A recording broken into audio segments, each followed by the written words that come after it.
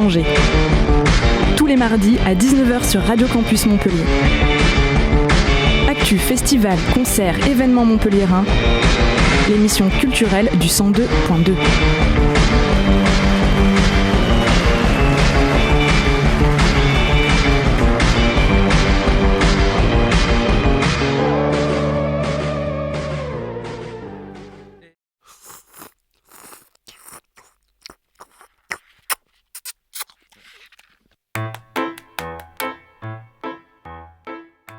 Alors, le groupe Rien. Alors, c'est un groupe qui est apparu il n'y a pas longtemps. On s'est rejoint entre amis, entre personnes qui se connaissaient moins. En fait, c'était de créer un groupe pour faire du cinéma ensemble, sans se poser trop de contraintes.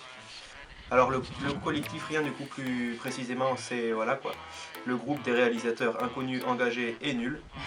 Et on attend à ce qu'on ait des retours de personnes voulant faire du cinéma aussi, pour profiter d'une ambiance de groupe et être tranquille. L'idée c'est pas forcément avoir à se prendre la tête à faire du cinéma conventionnel dans tout ce qui est conventionnel, c'est-à-dire le côté administratif. Et en tout cas on a sauté sur l'occasion quand on a su que les gens, occuper un cinéma c'est pas rien, c'est quand même un acte fort.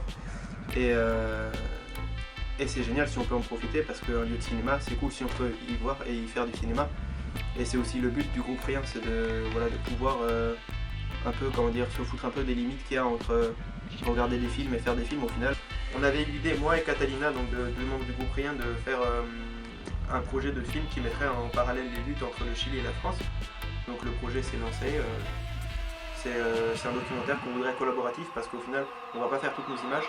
Donc c'est pour ça qu'on appelle à la vidéo, les gens qui ont pris des vidéos à venir nous les présenter pour faire des tris et tout ça, et commencer à faire ça avec les gens et avec leurs images. Tout ce qui est lutte sociale ou occupation des lieux tels que le Royal, ou de blocage économique, ou des démarches un petit peu moins formelles, mais des démarches collectives, des créations populaires en fait, qui font avancer...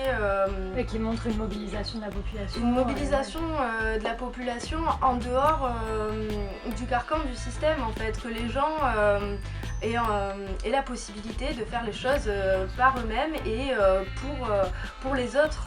Nous, notre place, ça serait au montage en fait. Et aussi, il faut dire qu'au-delà de la participation vidéo, on est ouvert aussi à ce que les personnes qui le souhaitent viennent monter avec nous. Leurs images, parce qu'au final c'est quand même leurs images. Voilà, pour C'est pour ça que le côté participatif collaboratif, c'est-à-dire qu'on ne ferme pas les portes aux gens qui parlent, parce que forcément si quelqu'un donne ses images, il voudra peut-être travailler dessus, c'est naturel, et donc on les invite à venir nous voir si c'est le cas. C'est ces images qui sont des images de révolte ou de lutte qui ont été faites, certes elles sont passées, et aujourd'hui il y a quand même des gens qui se sentent pas satisfaits par ce qui se passe, parce que ça n'a pas répondu à leurs attentes. Alors la question que nous voudrions poser sur ce projet au final, c'est vraiment qu'est-ce qui manque pour que au final ça ne devienne plus une lutte, mais un réel changement vers quelque chose qui devienne sensé pour les gens. Qu'est-ce qui a fait que toutes les luttes passées n'ont servi presque à rien, et qu'est-ce qui fait que toutes les luttes qui sont passées jusqu'à maintenant n'ont pas vraiment abouti au final au vrai envie des gens qui vont commencer à se mettre en marche et à faire des révoltes, des ZAD et tout. Moi je pense par exemple personnellement que peut-être s'opposer ou lutter par la violence forcément contre une chose, ça va pas spécialement engendrer une envie de sympathie ni d'un côté ni de l'autre, et ça peut forcément être critiquable. On va faire le 21 octobre une projection de documentaire de lutte au Royal, qui sera le but de la soirée. Ça sera de 19 h à 23 h, et ce sera l'occasion justement d'éclairer sur les projets et les questions que les gens peuvent avoir par rapport à ce rien. Et de nous rencontrer. Voilà. Et autour de 3 films, on va avoir quelques discussions, notamment Asilio contra la opresión, qui a été fait un film qui a été fait par Pain Rio en 2012, 365 jours à Clichy, Montfermeil en 2007 par Lage et Ali, et Courtrajme et Sous les pavés la rage, qui a été fait par Taranis en 2016. Et voilà. Parce qu'on n'a rien à perdre. On a un cinéma. D'accord.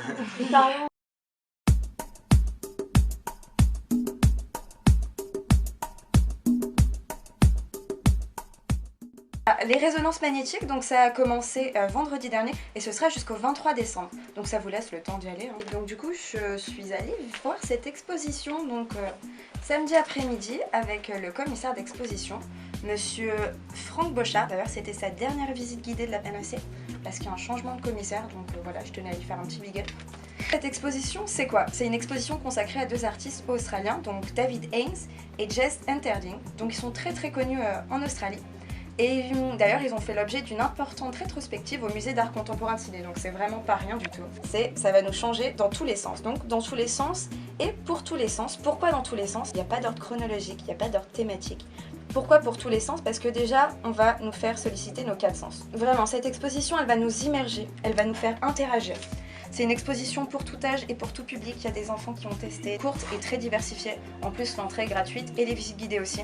Donc voilà, encore une fois, moi je tiens à remercier la PNAC pour nous offrir une très très belle exposition multisensorielle, accessible à tous.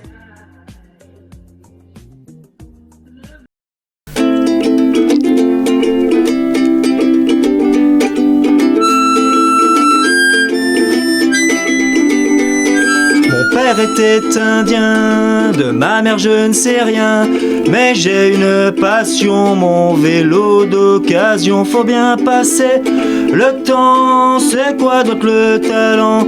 Sorry, sorry.